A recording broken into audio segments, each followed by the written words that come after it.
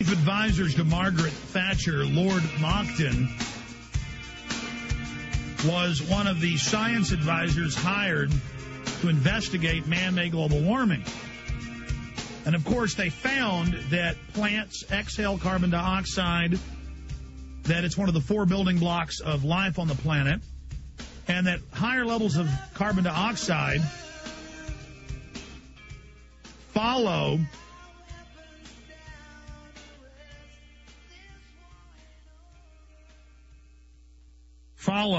an increase in temperatures, and that it is part of life on this planet, and that the sun is the main driver of temperature on the planet.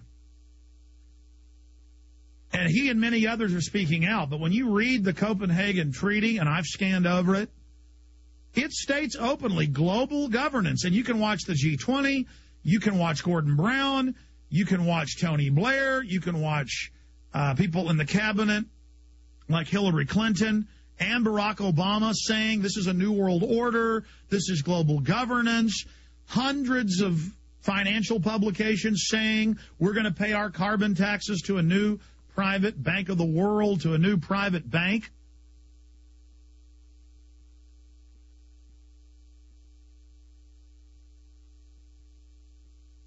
And I just am so sad for our country because the public is in a trance. The public is in a complete trance, only thinking about themselves individually and their job and the leisure they want to carry out and the ball games they want to go to, and they're not even thinking about the wider world. They don't know the United States is being conquered by offshore private banks. They don't know the government's taking over health care as a new form of taxation. Has nothing to do with health care.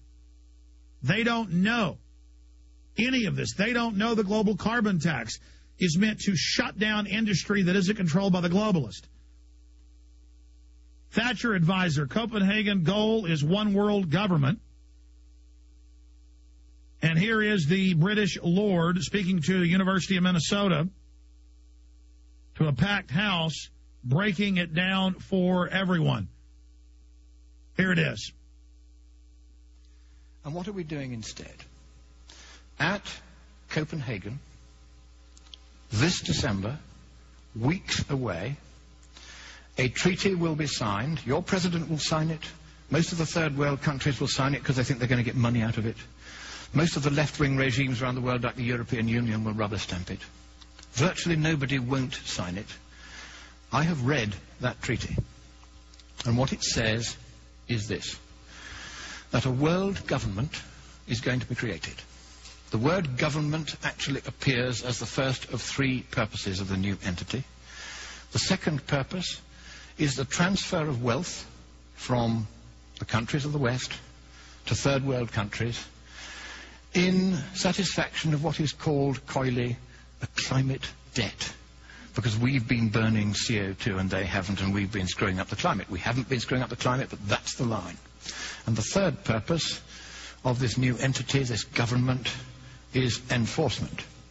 How many of you think that the word election or democracy or vote or ballot occurs anywhere in the 200 pages of that treaty? Quite right, it doesn't appear once. So at last, the communists who piled out of the Berlin Wall and into the environmental movement and took over Greenpeace, so that my friends who founded it left within a year because they'd captured it. Now the apotheosis is at hand. They are about to impose a communist world government on the world. You have a president who has very strong sympathies with that point of view. He's going to sign. He'll sign anything. He's a Nobel Peace Laureate. Of course he'll sign it. And the trouble is this. If that treaty is signed, your constitution says that it takes precedence over your constitution. And you can't resile from that treaty unless you get the agreement of all the other states parties. And because you'll be the biggest paying country, they're not going to let you out. So, thank you, America. You were the beacon of freedom for the world. It is a privilege merely to stand on this soil of freedom while it is still free. But in the next few weeks, unless you stop it, your president will sign your freedom, your democracy, and your prosperity away forever and neither you nor any subsequent government you may elect will have any power whatsoever to take it back again. That is how serious it is. I have read the treaty. I've seen this stuff about government and climate debt and enforcement. They are going to do this to you, whether you like it or no. But I think it is here in your great nation, which I so love and I so admire. It is here that perhaps at this 11th hour, at the 59th minute and the 59th second, you will rise up and you will stop your president from signing that dreadful treaty, that purposeless treaty, for there is no problem with the climate, and even if there were, economically speaking, there's nothing we can do about it. So I end by saying to you the words that Winston Churchill addressed to your president in the darkest hour before the dawn of freedom in the Second World War. He quoted from your great poet Longfellow. Sail on, O ship of state. Sail on, O Union, strong and great. Humanity, with all its fears, with all the hopes of future years, is hanging breathless on thy fate. Thank you.